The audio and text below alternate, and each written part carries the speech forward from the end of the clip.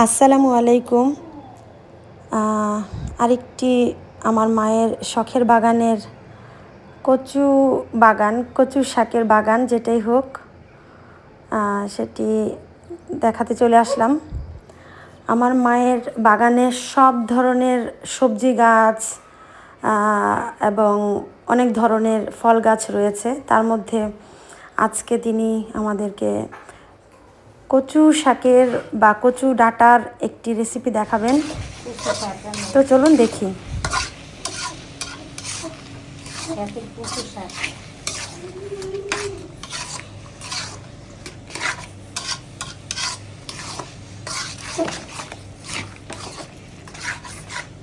কচু শাকটা আমার বাগান দিয়ে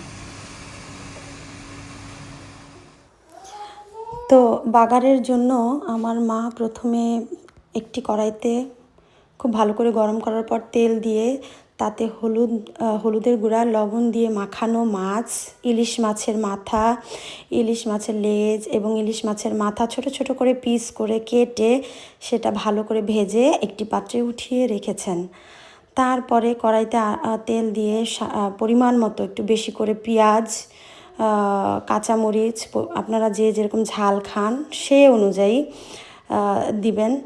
তো সেই পেঁয়াজ এবং মরিচ ভালো করে ভাজা ভাজা হলে তাতে তিনি আদা রসুন বাটা, খুব বেশি না, সামান্য আদা রসুন বাটা এবং সামান্য হলুদের গুঁড়ো দিয়ে সেই পেঁয়াজ এবং মরিচটাকে ভাজা ভাজা করেছেন। যখন আদা রসুনের গন্ধটা চলে যাবে, কাঁচা গন্ধটা চলে যাবে, তখন তিনি তার ওই মাথা ভাজা ইলিশের মাছ মাথা লেজ ভাজাটা দিয়ে দিয়েছেন।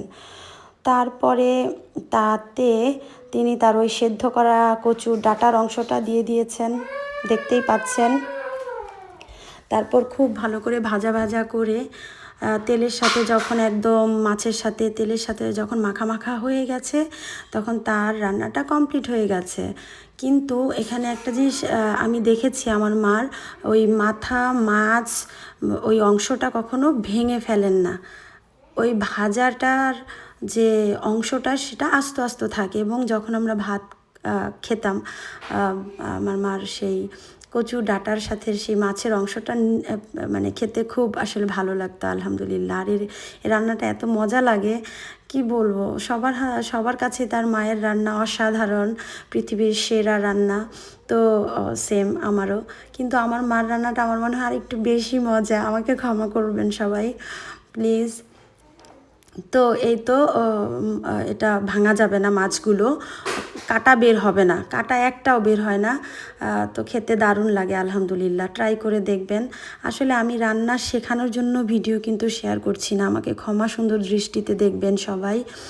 আমি এই প্রবাসে বসে আমার মার কাছ থেকে ভিডিও এনে আমি নিজে শিখছি, যেন আমি আমার মায়ের মতো কিছুটা হলেও রান্না করতে পারি। কারণ আমি নিজেও এখনও শিখছি।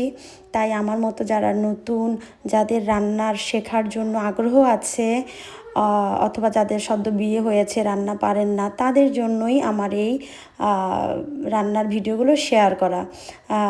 একেবারেই আমি রান্না পারি তেমনটি